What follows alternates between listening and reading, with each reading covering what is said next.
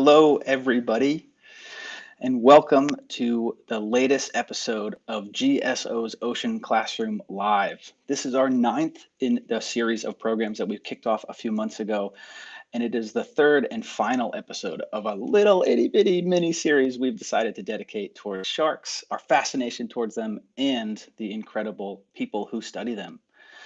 And we've created this ocean classroom, again, to inform and engage us each a bit deeper into the ocean, the animals who live there, and the people who conduct that critical research that broadens our understanding of the largest habitat on our home, this blue planet of ours. So the stories we're going to listen to today, I'm really glad you're here.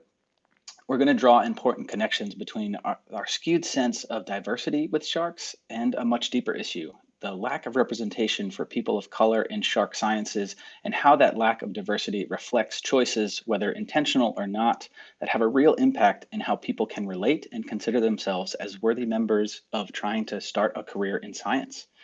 So again, I'm really glad you're all here today, but before we introduce our guests, let us know where you're coming in from. Let's start this right off. These are interactive programs, and what we want to do is we want to see where our audience is engaging from. So in the chat box, whether you're watching on Facebook or on YouTube, right in there, and we'll be able to bring those comments on in a little bit and see where you're all coming from. And while you're at it, we do want to keep doing these programs. We enjoy doing them. We have a lot of fun bringing in really interesting people and having these conversations. So if you can, like us on Facebook, subscribe on YouTube, and then you'll get notified when each of the next Ocean Classroom episodes come up. So like my title said, I'm Alex. I work at the Inner Space Center here at the Graduate School of Oceanography. And today our conversation is being brought to you by the Devereux Ocean Foundation. So thanks again for your support. And let's go right into it. Oh, cool. So we have some people coming in. Emma from WZ. And maybe we can have some more come in as we get in there. So Long Island represented here. This is great. North Carolina, hey, Tony. This is awesome. So, and from Florida, which is good. Maybe you'll know some of our guests today. So I want to throw out another prompt for all of you.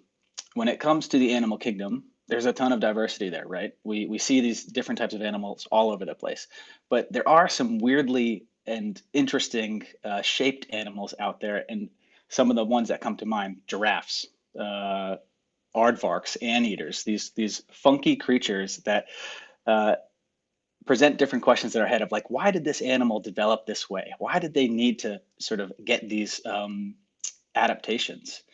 And another prompt for everybody out there is, we'd love for you, like, pick your brain a little bit, think about the animal kingdom, and write in the comments section of some of those like oddly shaped animals.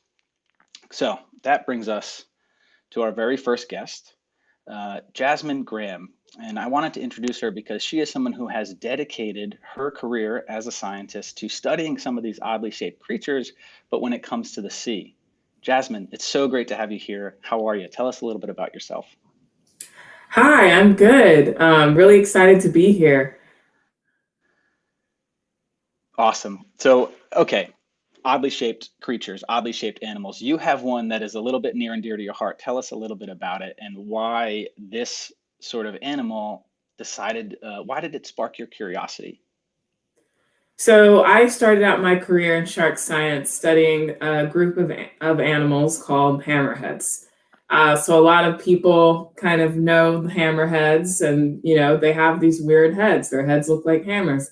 And so when I first started looking into this, that was a big question that I had. What's up with the hammers? How did they get them? Why do they have them? What's going on there? So I started doing a lot of research on the evolution of hammerhead sharks. And then once I finished that, I continued my studying of strangely shaped shark skates and rays. And I went on to study the small-toothed sawfish, which also is another oddly shaped critter. It actually has a giant saw-like nose on the front of its face. So I've always been intrigued by animals with weird shapes. That's phenomenal. So like, okay, the sawtooth, the sawfish. So tell us a little bit about what that animal looks like. So you said it has a saw that, just Yes, describe it, because I I think we have it have. here. We're looking at a picture Yeah, here of it. there you go. So it's Yeah, it's a ray, so it's super flat. Mouth and gills are on the bottom, so that's how you can tell that it's a ray. A lot of people think it's a shark. It does have some shark-like features. So it is flat like a ray, and its mouth and gills are on the bottom. But if you look at its tail and dorsal fins, those are very shark-like, and the way that they swim is very shark-like. And then on top of that, they have this giant thing on the front of their face, which we call a rostrum. And it has all of these teeth-like things coming off of it, which it uses for hunting and defense and finding prey and things like that. What an adaptation. What an animal. Yeah. Are they fun? Are they interesting to work with, like in that photo that we just saw? Are they interesting, like when you're actually physically working with the animal? Yeah, they're very interesting. I think that they're super interesting because when you look at them from the top, they look super intimidating. They've got like these kind of slitty eyes that are kind of peering up at you. They've got this big thing on the giant weapon on the front of its face. So it looks super intimidating. And then if you flip it over, which we do to do surgeries and things like that, because it puts it into tonic immobility, which basically is like it's in a trance. It's kind of like half asleep. So when you flip it over, its little mouth is just like super cute and derpy. It's like got a little constant smile. Like, so it just looks so happy. So you look at it from the top and it's like, oh man, I don't want to mess with that guy. And then you flip it over and it's like, I'm sorry, friend, did I scare you? So I love it. Some people refer to them as danger snoots, which is a great name because they have snouts that appear dangerous. So I like the term danger snoot to describe them. Oh, I bet you the Sawfish is grateful for not only your descriptions, but also for your research on them. So one thing you mentioned before, Jasmin, was you started to be really fascinated by hammerhead sharks. And I believe there's an image that we can sort of pull up here. And can you tell us, like, when it comes to hammerhead sharks, why these types of adaptations, and really what the image that we're going to pull up, what does this mean for you? And yeah, here it is. It's gorgeous, and it sort of presents a lot of questions in my head. So maybe just talk a little bit about what this is and what this means. So this is a winghead shark. This is the hammerhead shark with the widest head.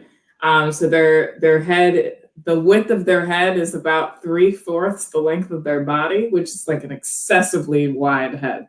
So you look at that thing and you say, why? Why do you have that? What's up with that? That seems like a lot of weight. And so the funny story about that, so that's a CT scan, and it took one of my collaborators so long to find a picture or a specimen of a winghead shark that's neck wasn't broken, because its head is so heavy that, like, whenever you try to take a sample, take a specimen, the head twists because the animal isn't holding its head up anymore, and it just like snaps its neck. And you're like, what? That just seems inefficient. Your head is so heavy that if you're not holding it up, your neck breaks. That's kind of ridiculous. So I was very interested in studying these guys. And the way that I did that was anatomical data. So I took the CT scans and I did what's called digital segmentation. And I believe you guys have a photo of the actual skeletal structure. So this is what it looks like when it's segmented. So I actually take out individually all of these different structures. So sharks are made out of cartilage. We CT scan them on a CT scanner meant for people, and people are made out of bones. So the CT scan doesn't always come out super clean. So I actually have to go in and digitally segment, and I have to actually eyeball. I did a lot of studying of what these structures look like and their shapes and things like that. So I actually go in and manually identify each structure and pull it out. And you can see this video here. This is like real time. This is actually what I do. So you go in and you remove all of the other pieces that aren't the part of the body that you're actually interested in. And you look for the joints and things where the structures are connecting. And isolate each individual structure, and you go one by one. So this is me isolating one structure in this shark. So I do that for every single structure, and that's how you end up with that beautiful image that you saw previously. And it's really incredible, actually, to see how much effort goes into creating that image, right? It's not just sort of a quick scan and then throw it up there, that this is really a specialty. So it kind of brings up another question for me. How many hammerhead sharks are there actually? And is this something that is very easily known? And let's throw it out to everybody while we're out there. How many species of hammerhead sharks are there? Let's see if we can get any questions from the audience. But Jasmin, while we're letting those brew a little bit, hammerhead sharks, is there a large diversity? Is there a huge set of them? Maybe don't give away too many clues. Yeah, I won't give away the answer, but I will tell you that they recently found more. So there were two. Well, there was one that was described, and it was described a long time ago, and people kind of were like, oh, that's actually the same animal as this guy over here. It just has white tips on its fins, but it's actually the same thing. So they thought that it was just like a difference of, like, you know, sometimes sharks are different colors in different places. But we actually did the genetics and figured out that it's actually a distinct species. And then there's a hammerhead shark that is called a cryptic species. So a cryptic species is a species that looks exactly like another species, but they're in fact separate species. So we have recently found a cryptic species of hammerhead. So now at least you know there's at least three, because there's one that looks like one with white tips, there's one that looks exactly like one, and then there's the original. For me, that's already learning more than I came in today. I thought there was only one. But so we brought in Twitter into this, and we raised the question. We asked how many people, how many types of hammerheads are there? And most people fell in that range of what you just described, 2 to 4. Some people said 5 to 10. Some people a little bit said over 10. So what do we think, Jasmin? Let's break any misinformation here. So all of you that said 5 to 10, you are correct. There are 10 species of hammerheads. 10 species of hammerheads, and some that are still discovering new ones. Yeah. That's incredible. So, and it just shows, like, there are the diversity of sharks is so often underrated. It's something that we don't necessarily, we might take this for granted, that we think, you know, the sharks that get the most attention don't represent all of the sharks that are out there, because there are many known species of sharks. How many known species of sharks are there? More than 400, and we find new ones all the time. Wow. And what are we looking at here? So this is the Chondrichthyon tree of life. So chondrichthyons are all fishes that are made of cartilage, so sharks, skates, and rays. So what you're looking at is the current hypothesis of how all sharks, skates, and rays are related to each other. So you can see we have tons of species there. Wow. And I love too the way that you have to put it. It's the current hypothesis. Still so much more to learn, which brings us to introducing our next guest, Triana Arguedas Alvarez. Hello, Triana. Nice to see you. Hi. Thanks for hanging out. Nice to see you too. So one thing, Triana, that we wanted to bring you in for is, you know, when it comes to sharks and all of these different types of sharks, your work actually looks at where these sharks go and how they're moving through international borders. Can you tell us a little bit about that and why that's important? Yeah, so I currently am trying to reconstruct approximate bull shark catches in the Mexican Atlantic. So as we know, the Gulf of Mexico actually shares territory, official marine territory, with 3 countries, the United States, Cuba, and Mexico. So this can cause quite a conundrum when we are trying to figure out exactly how many sharks are living in this vast kind of enclosed area. And it's hard to figure out where these sharks go, because NOAA classifies several species of sharks as highly migratory. So they can be crossing these international borders all the time. And it's really important to consider different fishing dynamics, especially in countries that rely on shark species and shark fishing as a source of employment and food security. So I am currently trying to figure out what those historic trends looked like, and kind of try to establish exactly what the bull shark population looks like, specifically in the marine territory of Mexico, and then see if we can work towards cooperative management in the future so that we have numbers to work off of. Wow, that is so interesting, because often we think that shark, the research that we see out there in media is, people doing hands-on work, and of course that's still very valuable, but what we don't see very often is people who are actually crunching those numbers about how sharks are moving. Because it's not as if when a shark is traveling in international waters, it's carrying a passport and saying, well, I'm from this nationality, I'm over here, or I'm from over there. That brings up a lot of different questions. So speaking of questions, I think we may have some from our audience. So let's bring in one. Here we go. So why are we getting more sharks in Rhode Island, from Emma? So just for context, the both of you are not in Rhode Island. We are here in the Ocean State. But I think with your expertise, let's throw this one over to Triana. Triana, as somebody who studies sharks moving around, are we seeing more sharks over here on our coast?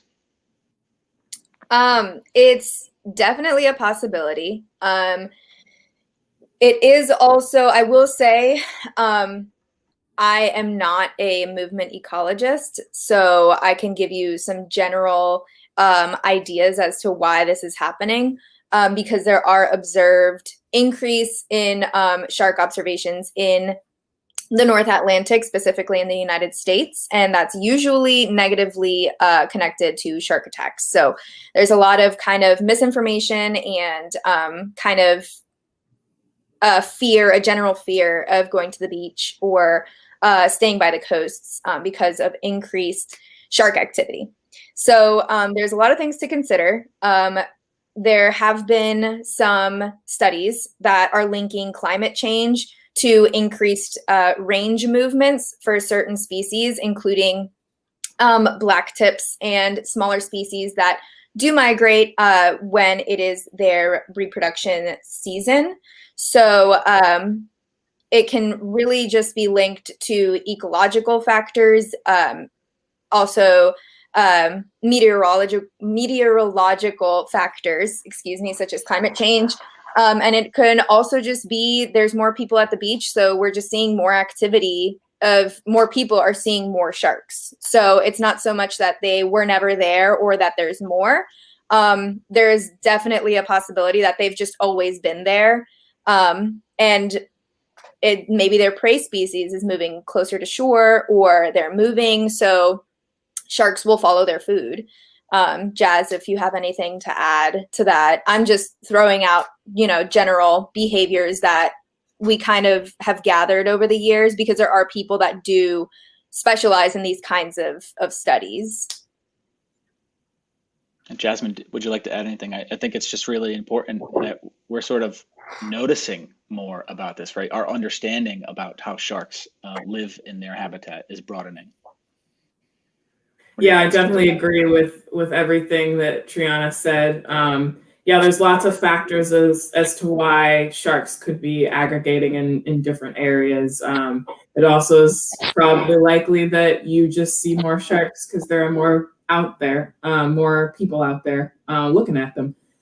So yeah, but it's not something that you should be concerned about. Just like Triana said, the sharks they live there in the ocean. We have this saying of shark infested waters, but actually they're people infested. The sharks live there. The people are the ones that aren't supposed to be there. So yeah, sharks are just living their lives. We have a huge black tip migration that happens off the coast of Florida, and thousands of black tips swim right along the coast, and they're just swimming. They're just living their lives. You stay out of their way, they'll stay out of yours. Most sharks are super shy, so if there's a whole bunch of people in the water, they're probably going to steer clear, just because they don't know what we are, and we could eat them, and lots of people do eat them.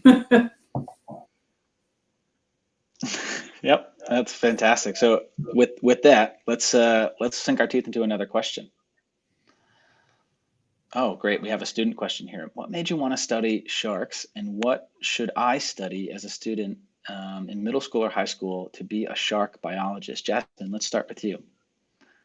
So I actually kind of fell into shark science. I was interested in the ocean, went to a marine science camp, discovered that's something that you could do as a job. There's me, little Jasmin at marine science camp. Little Jasmin. And so then I was like, what? You can do this as a job. Went to college to study marine biology. I met a shark biologist who really just was super excited about sharks. And that got me excited about sharks. So I said, why not? I'll give it a try. I never thought about studying sharks before, but sure. And I fell in love with it. And there's me at Halloween dressed as a hammerhead. I fell in love with it and I just stuck with it. And, I tried a lot of other different things and I just kept coming back to sharks. So that's what I stuck with. And so I've been studying sharks ever since. My biggest advice to students in middle and high school that are interested in studying sharks is to learn as much as you can. Go to the library, check out some books, get to your online resources, do research on sharks, and just kind of find out as much as you can about them. And then talk to people about how to get into college and stuff. How do you find colleges? How do you find funding for college? What colleges offer marine science? What schools have researchers that study sharks? Those are things that you want to start looking at. And so that's my advice for people looking to go into shark science. That's great. And so, Triana, before we get to your answer for this, just want to remind people out there to keep writing in your questions because we have a really good group here that's able to handle these. So, Triana, what would be one thing that you would recommend to somebody in middle school or high school looking to follow your path? I suffer from too many questions syndrome. So I am constantly coming up with new questions, either related to my studies. So I remember this this picture exactly. I remember this was one of the first experiments we did in elementary school, and we were testing if our water, we had cups of water and they were covered in cellophane, and our teacher was testing us and trying to see if we could figure out if our water level had decreased over a period of 3 days because of natural processes such as evaporation, or she had also gone in and taken water out, so manually. So she was basically testing us to see if we can figure out, based on observations and natural processes, to see if we were, experiencing, if our water had decreased because of evaporation or because she took it out. So I just have always had so many questions, and I still have a lot of questions. And the really fun part about being a scientist or learning how to be a scientist is that you have you're learning tools to answer your own questions. So I definitely agree with what Jazz said. If you have a question, the internet, is a great place to get resources. There are plenty of YouTube videos, free resources that will help you and teach you science or just answers to your questions. And there are universities that do offer mentorship programs to local high schoolers and even undergraduate research opportunities for you to get close to professors, get close to labs, and kind of figure out what you like. So again, Jazz talked about kind of jumping from, different not research topics, but different different activities, research activities. And I can say the same. I worked in oyster health, eel recruitment, dolphin surveys. I've sea turtle nesting. I've worked in a bunch of different things, but I always went back to sharks. So it's cool because we don't know everything that we could know about sharks. So questions are abound in shark science. And it's good to have people who have, what did you call it? Too many questions syndrome? Yeah. Yes, yes. I love that. I think we're all in good company there. But I think you bring up something really important in this idea of both you and Jasmin have brought up, you keep coming back to sharks. Well, every year in this country, we have a full week or more. It seems like over a month now that we actually dedicate to sharks, shark science, and the people who are dedicating their lives to this. However, what we end up seeing is when the attention fades and we sort of reflect on this, we're not seeing as much diversity. We're not seeing people of color as much as we could. And these sort of reflect, as we were talking about in the introduction, sort of a lack of representation that can lead to a myriad of different issues. So you two are both doing something about that. And especially like you're coming back and you're doing it through your science and you're doing it in a really impactful way. So Jasmin, let's talk about MISS. Let's talk about minorities in shark science, because just recently in June of this year, you and some others decided to start a group with some really ambitious goals. Can you tell us a little bit about that and what you're trying to address by creating a community like this? Yeah, so me and three others, Amani Weber-Schultz, Carly Jackson, and Jada Elcock, we founded Minorities in Shark Sciences. And we founded this organization so that we could create a network of people, of women of color that are interested in shark science, because we all, before finding each other, felt like we were alone. And it's really hard to feel like you're the first person to do something. And so whenever you talk about things like Shark Week and Shark Fest and things like that, not having a lot of people of color, it's hard to imagine yourself doing something that you haven't seen someone like you do. And it's really hard to be in a space and not have anyone that identifies with you, identifies with your background, has the same life experiences as you, when you're trying to live your life on top of doing science. I think a lot of times people forget that scientists are people. We aren't just going around doing science. I have to live my life as a Black woman as well, which is an extra thing that has to happen. And so I can't stop being a Black woman because I'm a scientist. And so we created this group so people would feel supported and feel like they're being heard and their issues in their life are being heard. And I just wanted to create an environment where people felt supported, where they saw themselves represented, where we would be able to kind of show people, young people, K through 12, that there are people of color doing shark science and that they can too.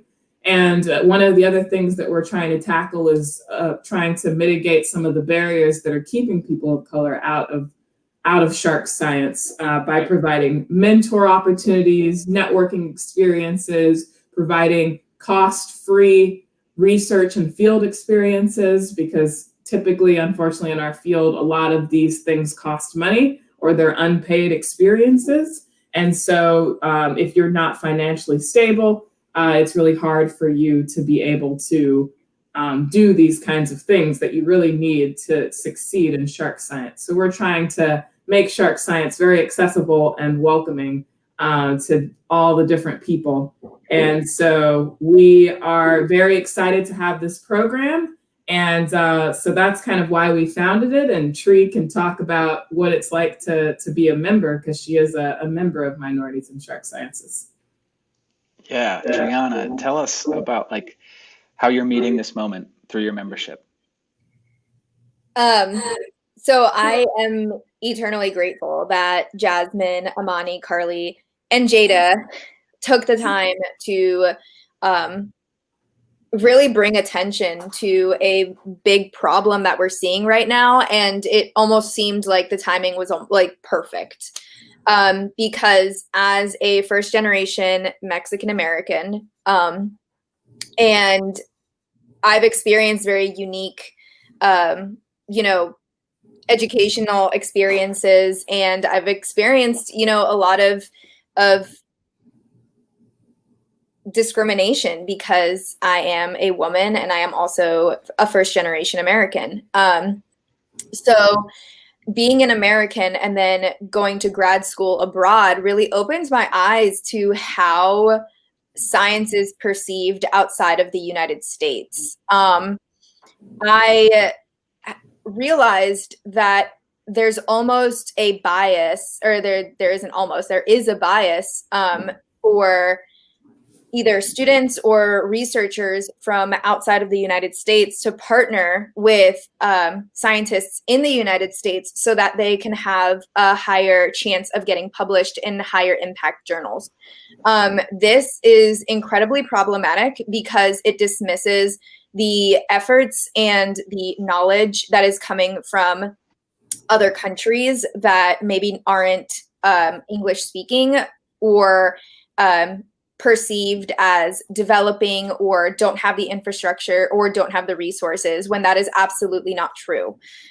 So I really, really love MISS, and I really strive to kind of bring attention to the topic of decolonizing science, as kind of intense and, buzzwordy that seems. It really is a problem that, Asian countries are facing, African countries are facing, Central and South American countries are facing. A lot of papers will get desk rejected because the English isn't up to par. And then you look at these labs that spend years trying to collect data and learn more about the natural world, that maybe their English isn't their first language and they want to publish in a high impact journal, but they don't have the resources and they don't have the support to either properly or get help to translate into more colloquial English or more appropriate jargon, scientific jargon in English. So I really want to bring attention to this because it severely impacts the way these other countries perceive American academia and academia as a whole. So I think MISS is a great way for international women in science to connect and be able to really bring their talents to the table and have an opportunity and have a chair at the table and really fight for their right to sit at the table with everyone else. Well, thanks to the both of you for that. It seems like you're taking it upon yourselves to really, and this is something, Jasmin, we've talked about, and I'm learning from you and Triana as well, this idea of reaching behind you to pull others up and setting up this pathway so that people can follow in your footsteps as you can look out and present more of an opportunity to find different perspectives and to find different career pathways where people can see themselves in what you're doing, and not only see themselves, but really identify and relate to it at an intimate level, something that impacts your career choices. And this is really important stuff. So I just wanted to thank you. And, we're getting some questions in from the audience in terms of some different things that this is more on the science end, but different things that the audience and people who are watching can potentially be doing. And because this is the Ocean Classroom, we can take this opportunity and kind of delve into like, okay, here's your assignment, audience. Here's what you're going to do. Our answer is going to get into this a little bit. So what can people do out there in terms of citizen science? How can people contribute into understanding more and really broadening our perspective around shark science, and possibly even let's bring in the representation as well, and helping represent not only the science, but also the people who do the research? Jasmin. Let's start with, Jasmin, sorry, there's that other part. Yeah, so citizen science and community-based science is super important. I think there's this idea that a scientist looks like this person in a lab coat that has a PhD and that you have to be that person to do science. That is not true. You can do science right now, no matter who you are, no matter where you are, no matter how old you are. You can do science. Science is asking a question and looking at the natural world to make observations and do experiments to answer that question. And so when you do that, you're being a scientist. So all of you students out there that are watching this, you absolutely can do science right now.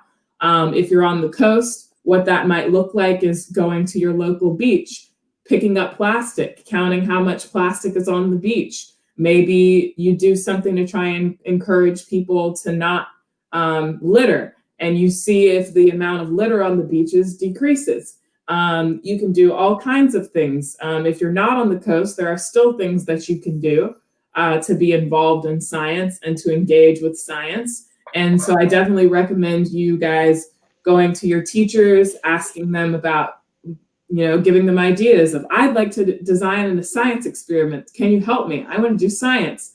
There's a lot of things where we have people take pictures of things in their environment. There's an app called iNaturalist, which I highly recommend teachers use, where they can go out and take pictures of plants and animals and identify them, and they can track what animals are in their yard or in their neighborhood, things like that. If you're on the coast, you can do the same thing in the ocean. Go to tide pools, look at what's in there. Are there starfish? Are there hermit crabs? Do the tide pools look different at different times of the day? These are all things that you can do right now. And then, of course, one way that you can engage with science is not only by doing your own science, but checking in with others, other scientists, to see if there's any projects that you can be a part of. A lot of people have science experiments where they need the community to help them collect data, because we can't be everywhere at once. So that's the way that you can get involved in science, and that's your homework. Go do some science today. Triana, your thoughts? Yeah, so I think it's really interesting because there are scientists who actually cross disciplines.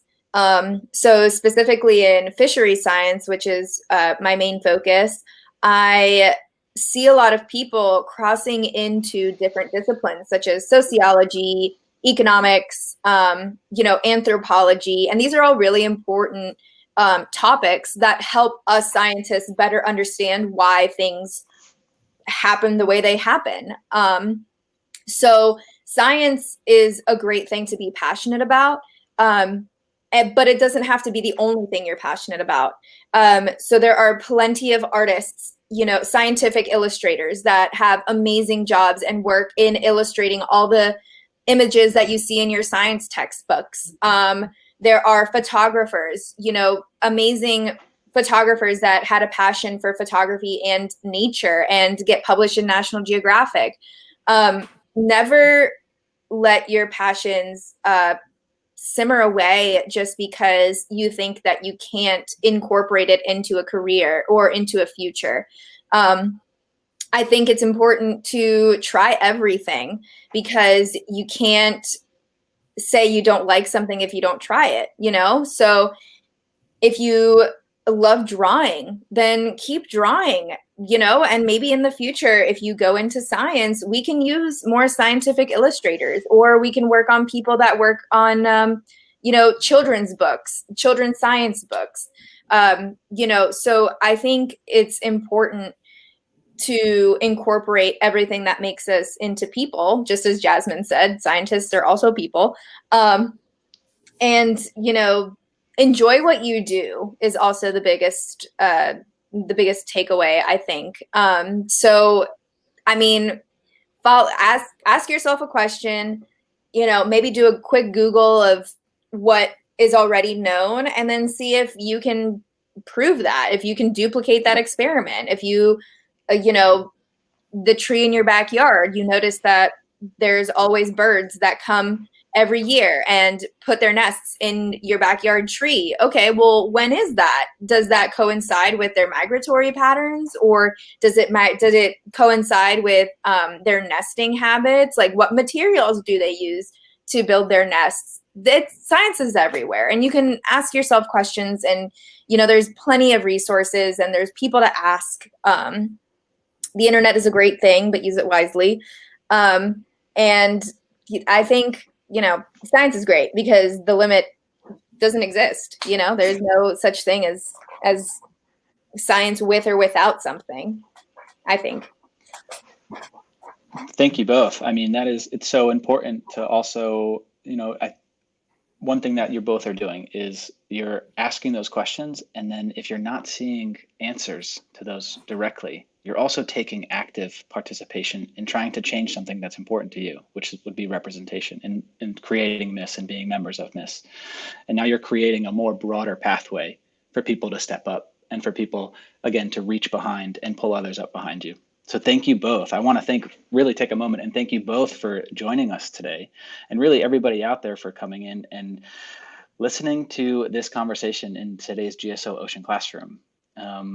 So I just want to plug quickly, you have a social event coming up, right? Miss Elasmo is representing something. There's an Elasmo week coming up, right? I think we were just seeing it on the bottom. That's coming up soon. Yeah, so the September 6th, beginning September 6th through the 13th, there's going to be a event that Miss Elasmo is partnering with the founders of Elasmo Week. This is the first time they're doing it, and it's going to highlight scientists from all over the world talking about their research. And so if you guys are interested in learning more about sharks and their relatives, I highly recommend that you check that out. You can see that all of them will be live streamed on the Minorities in Shark Science's YouTube channel. And we're going to have a broad range of scientists, and we're going to make sure that you're getting some quality science and that everyone has an opportunity to see themselves doing science. That's a big part of why the founders of Elasmo Week created Elasmo Week, to create an alternative to the Shark Week and Shark Fest and things like that, where you don't see as much diversity. So they're working really hard to bring in diverse speakers from all over the world to talk and engage with the public, and it should be really exciting. So I highly recommend you guys check that out.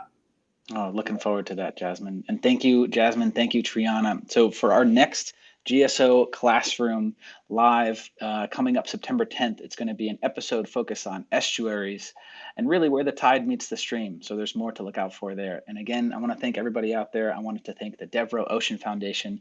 Jasmin and Triana, you've been fantastic. I wish you the best of luck in your future endeavors and really keep going with what you're doing. So thank you to everybody out there. And for that, I think we'll close out and we'll say see you later.